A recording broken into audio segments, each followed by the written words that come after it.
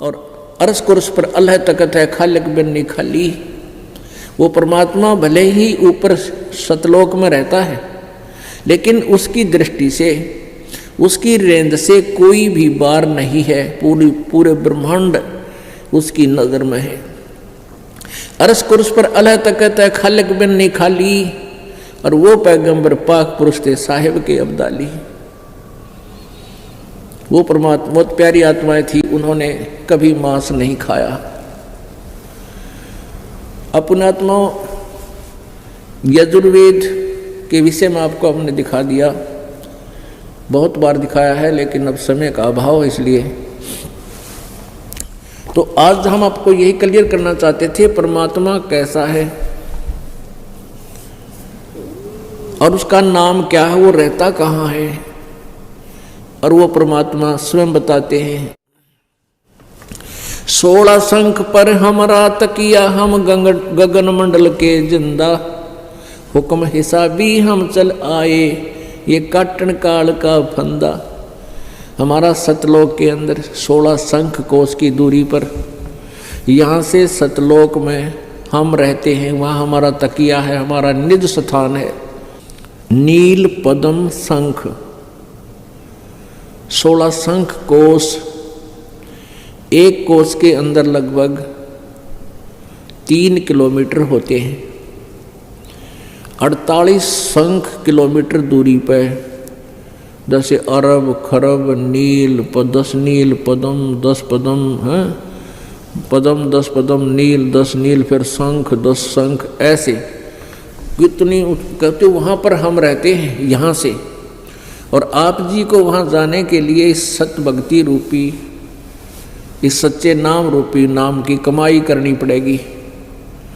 और इसका एक ऐसा विमान बनेगा आपका, आपकी आत्मा को ऐसे स्पीड से वहाँ ले जाएंगे, कुछ ही पल में आप वहाँ अपने ही लोक में पाओगे, काल देखता रह जाएगा। मुनात्माओं, जब तक हम साधना भी कर रहे हैं और परमात्मा से परिचित नहीं हो पा रहे, और कौन सी साधना है जो करनी चाहिए, कौन सी ना करनी चाहिए, उसके लिए भी सद्ग्रंथ ही प्रमाण देते हैं। परमात्मा क्या लीला करते हैं, जैसे हमने श्री कृष्ण जी को परमात्मा किस आधार से माना था, इस आधार से माना था कि उन्होंने कुछ ऐसी लीलाएं की, जैसे गोवर्धन को श्री विष्णु जी ने कृष्ण रूप में आकर गोवर्धन नामक एक वो गिरिराज बोल रहे हैं इसको, गोवर्धन पर्वत को, उसको उठा लिया था हाथ पे। और दूसरे श्री राम रूप में विष्णु जी ने आकर लंका पर जाने के लिए समुद्र पर पुल बना दिया था। अब परमात्मा कहते हैं, बोली आत्माओं, यदि तुमने इन्हीं कुछ एक इन कृष्णों को देखकर तुमने श्री राम को यानी कृष्ण जी को भगवान मान लिया, विष्णु जी को, कैसे, क्या बताते हैं,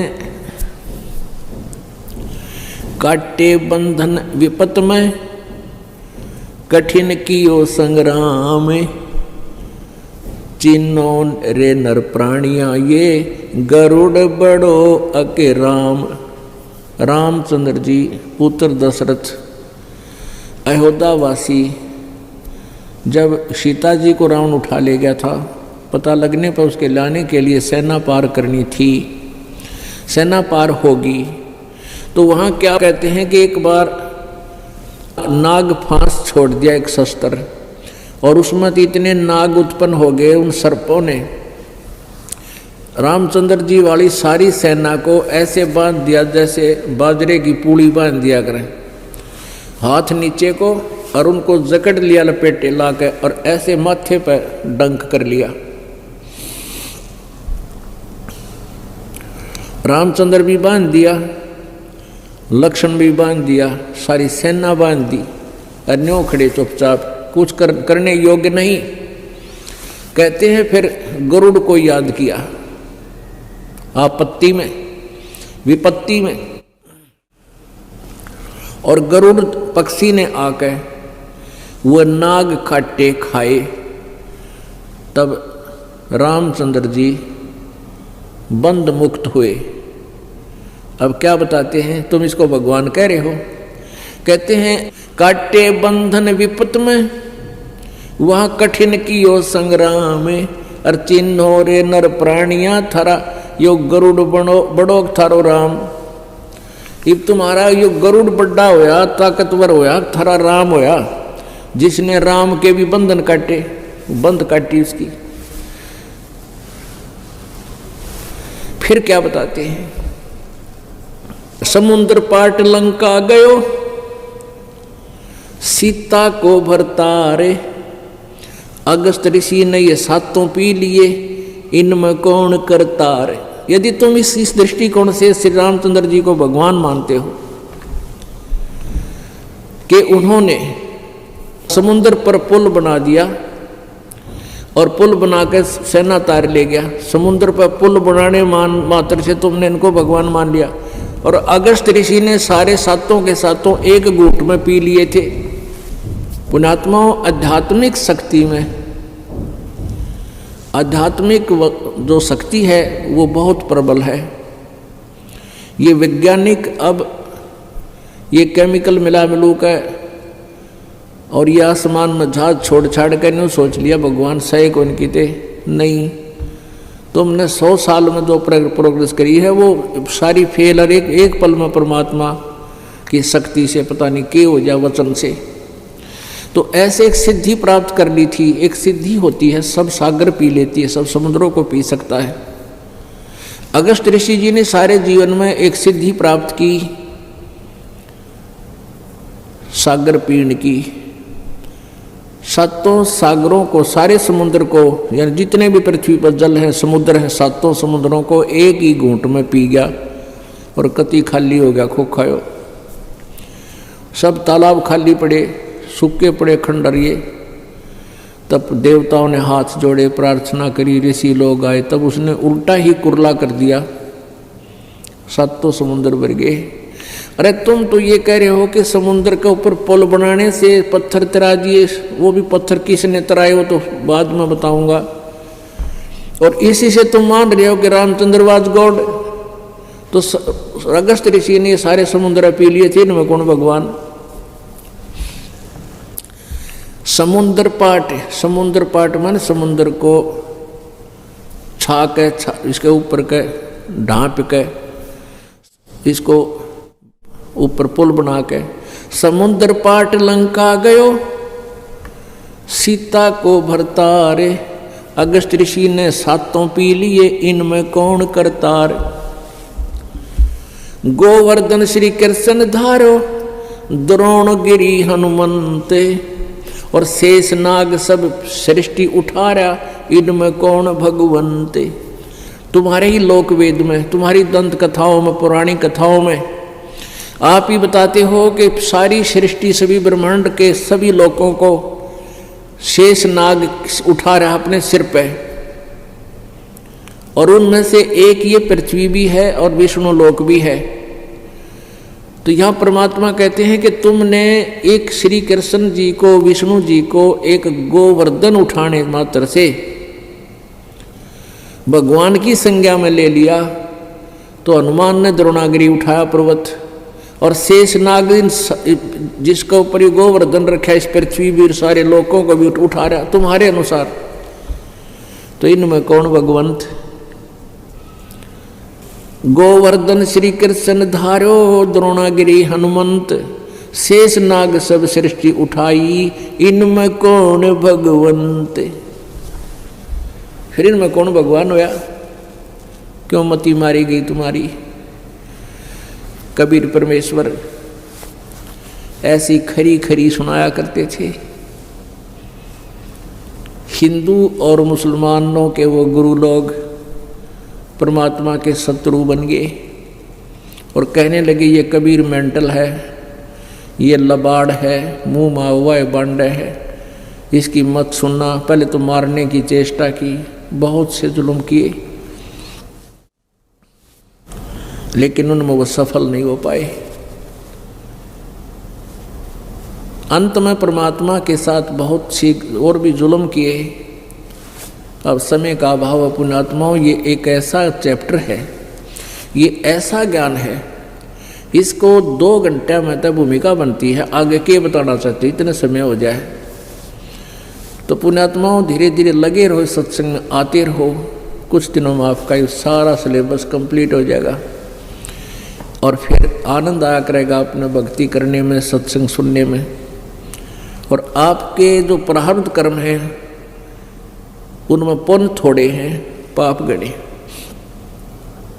जो पुण्यात्मा पिछले संस्कार अच्छे हैं, पिछले जन्म जन्मांतर के पुण्यों से जिनकी बैटरी चार्ज है, उनका इन्वर्टर चल रहा है, तो वो सुखी नज़र आते हैं। घर में भी सुख है, संतान भी सुखी है, अच्छी पोस्ट प्राप्त है, व्यवसाय ठीक है, संतान भी अच्छी जगह विवाह हो गया है, उनके भी बालक बच्चे ठीक हैं। और जिस दिन ये बैटरी पिछली चार्ज हो जाए, क्योंकि आगे चार्जर ला नहीं रखा, आगे भक्ति कर नहीं रहे, कर रहे हो तो शास्त्र विरुद्ध कर रहे हो, जिसका कोई यूज नहीं। तो फिर जिस प्रकार इन्वर्टर की बैटरी जब डिस्चार्ज हो जाती है, उससे पहले वो सारे काम हो रहे हैं, पंखा भी चल रहा है, बल्ब भी जग रहे हैं, फिर डिस्चार्ज होते ही एकदम झटके मार के ऑफ हो जाएगी। तो पुण्यात्मा जिनकी पिछले जन्म जन्मांतर के बैटरी चार्ज है, वो तो आज सुखी नजर आवे, लेकिन वो आगे चार्जर नहीं लगा रहे, तो उनका ये एक दिन वो बैटरी डिस्चार्ज होगी और एक कदम सब कैर टूट जाएंगे उनके ऊपर। अब पुण्यात्मा पीछे एक बार समाचार पत्र में आया था, एक गवर्नर था हिमाचल एंड पंजाब का, उसके पास डबल चार्ज था, और जब तक उसकी बैटरी चार्ज थी, अच्छी पोस्ट रही, गवर्नर तक की पद को पा गया। फिर वो उसी समय सोचा रिटायर होने वाला है कि हिली स्टेशन पर एक बहुत बड़ा कोई प्लाट खरीदूं और वहाँ बढ़िया कोठी बना के और शेष का जीवन वहाँ मौज से बिताऊंगा। तो ऐसे उसने कोई प्लाट खरीदना था 3 करोड़ का। आज से 30 साल 20 साल पहले की बात है, 25 साल।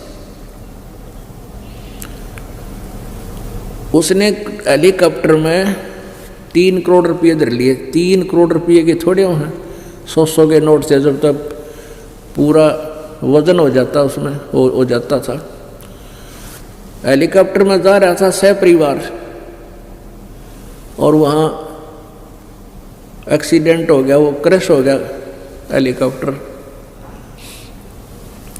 वो गवर्नर साहब भी मर गया, उसके बच्चे एक परिवार था गेला, वो भी मर गया,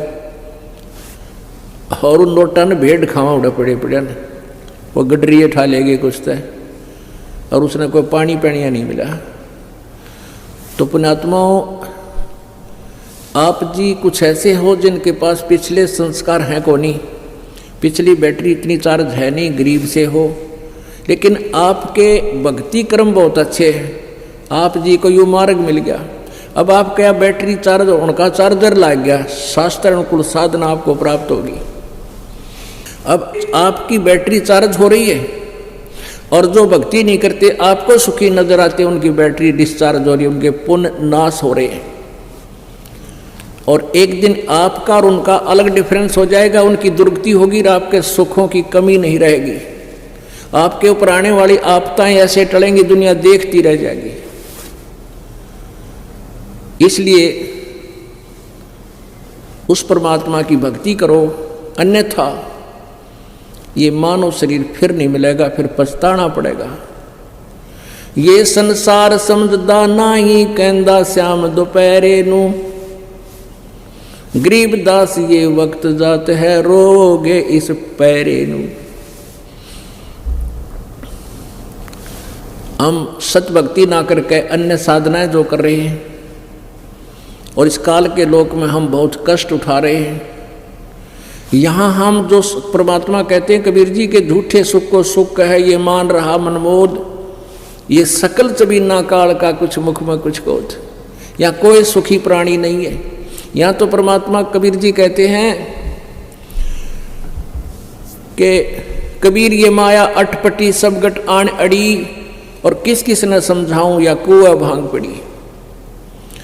काल की त्रिगुणमयी माया से हम सभी इतने प्रभावित हो गए जैसे किसी ने भांग पी रखी हो, शराब पी रखी हो। और शराब पी के प्राणी कोई पड़ा है बाहर जून के महीने में राजस्थान हरियाणा के अंदर, और उसको कोई कहता है कि उठ ले भाई, तेरे पसीने आ रहे हैं, बुरा हाल हो रहा है, तेरे मुंह में झाग आ गए, प्यासा मर रहा, चल तुझे उठाकर छाया में बैठाता हूँ। और वो शराबी कहता है जोड़ने मौज हो रही है। अब उसने हुआ है मौज के क्यों पता नहीं नशे में गधा कीत पड़ा हो। तो हम इस नकली सुख ने इसलिए कहें हमारे ठाठ हो रहे हैं, झूठे सुख को सुख कहते हैं। ये संसार समझदा ना ही कहंदा श्याम दोपहरे नू, दोपहर की धूप जले दिन के 12 बजे जून का महीना, और उसने भी नहीं होगा, शराब भी नहीं होगा, मौज हो रही है, छेड़े मत, कोई गर्मी नहीं सता रही और पसीने आ रही, झागा रहे मुंह में। हमारी आदत होगी जैसे कोई व्यक्ति कोर्ट में जा रहा है कचहरियों में, और वहाँ रिश्तेदार आ गया, दोनों हैंड शेक करेंगे, और क्या हाल है, जो कहेंगे मौज हो रही है। अरे भले आदमी, कोर्ट में और मौज का के मेरे सबकी घी बंधी रहे वहाँ पर। सिर्फ हाथ मिला के ये उच्चारण सिर्फ हमारे मुंह पर चढ़ रहा है, और क्या हाल है, ठीक ठाक मौज हो रही है। कोर्ट में और मौज, दोनों दुखी जा रहे, रिश्तेदार भी किसी ने सता रहा, खराब भी या दुखी किया हुआ किसी का वहाँ है।